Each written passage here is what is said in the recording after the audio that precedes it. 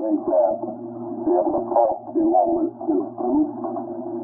Just say a few words about what's been going on in England. We've seen a lot of sightings over the last year. Practically 3 or 4 a week has been making the press. One of the most interesting ones was one in August 1954, which came down on Hampstead Heath in London and hovered over the lake, few feet near, and it was seen by 4 Teddy boys. Teddy boys were those juvenile delinquents who wear funny clothes, by the way.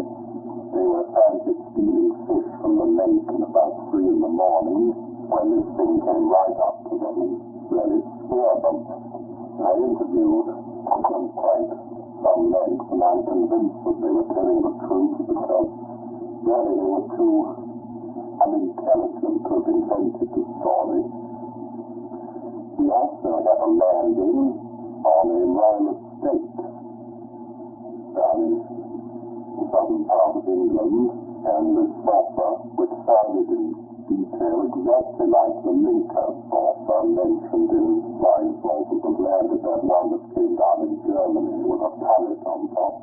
One very like it came down on this estate and knocked the royal gardener off his bicycle, and the sort of this little green ray paralyzed him, held him against the ground, evidently for his own protection, until he could get away.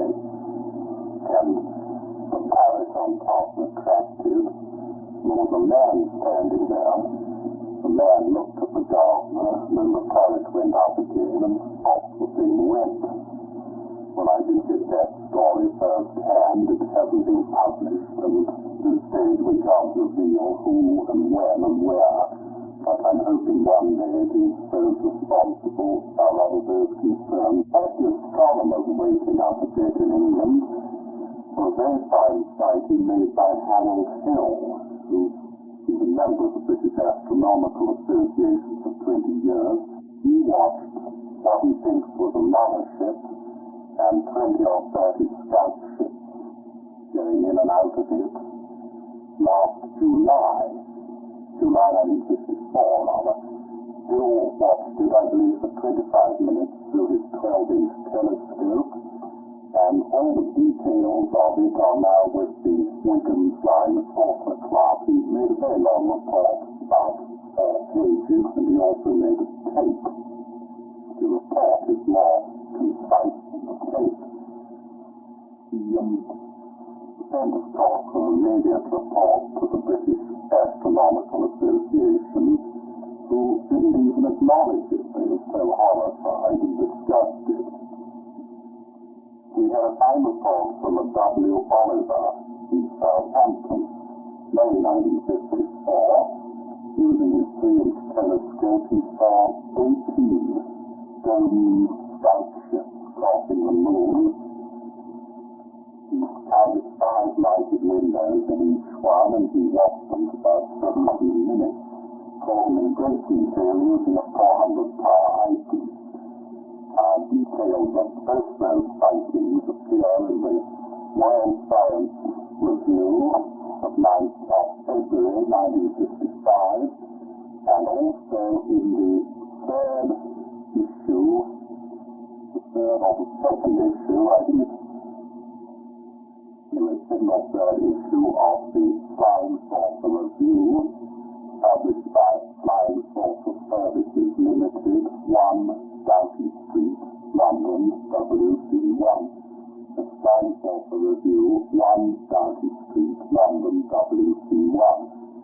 Very good, professionally published magazine. No doubt you do get it. I have been talking to quite important officials in England, and I've noticed that some people, I know at least 2 ministers of cabinet rank, who are completely convinced that these are from out of space, that as they tell me they dare not make a public statement yet because they feel they would lose their jobs. They don't believe the public is ready for it. Whether they're true or not, I'm not quite sure. I personally think the public would go a lot further than the the government give them credit for. There's certainly going to be very great developments in the next few years that are really going to shake a lot of people and do our planet a lot of good. Again, it will depend on how people here react to the information that will be coming. Also, that has caused so much controversy, the three balls photographed by Adamski. That has turned up again. It was photographed near Birmingham in England by a boy about 16. Just happened to hover near the end of his garden and he got a photo of it. I went up with some BBC officials. We interviewed him. We were all quite convinced he was telling the truth. We interviewed his family. We examined the photo. Undoubtedly it's not a fake. It was also reported by a schoolmaster and a group and a postman, I think, who made a sketch of it. Came quite low and they were able to see that rather peculiar and obvious underside, those three balls. RAF pilots have been making quite a number of studies, and in its slow way, in England, things are progressing. We have a lot of help, of course, from people like Air Chief Marshal Lord Dowding, who not only has published articles stating they're from outer space, but he's actually chairman of the Tunbridge Wells Flying Saucer Group, which he started. Last week I had an interview with Dr. Donald Lenville in Harvard, which was quite enlightening because he informed me that certainly saucers didn't exist, and all the evidence I presented to him from other astronomers.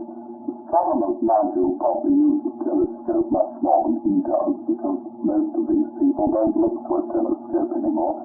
He just waved away that they'd seen birds, they didn't know what they were seeing, their telescope was back to sun.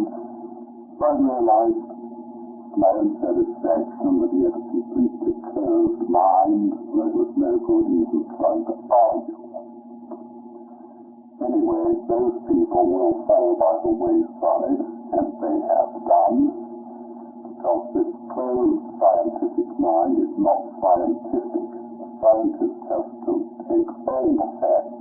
He cannot just pick and choose which facts he will accept. Anything that is a fact he must take and consider.